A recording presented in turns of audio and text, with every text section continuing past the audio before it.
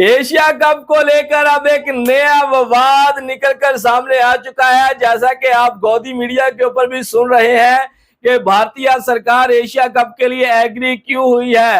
अब जो भाई गोदी मीडिया के ऊपर चूरन बेचा जा रहा है वो ये चूरन है कि भाई एशिया कप के अंदर भारतीय टीम बॉयकॉट करे, पाकिस्तान के साथ अपना मैच मत खेले, बल्कि पूरे एशिया कप से बाइकआउट कर देना चाहिए। अगर बाइकआउट करना इतना आसान होता तो भारतीय सरकार कभी भी भारतीय टीम को एशिया कप खेलने के लिए अलाउ ना करती। और आपने देखा ही होगा कि ढाका मीटिंग से पहले कितनी बड़ी बड़ी बातें की जा रही थी कि मीटिंग ढाका में नहीं होगी, हम ये कर देंगे, हम वो कर देंगे।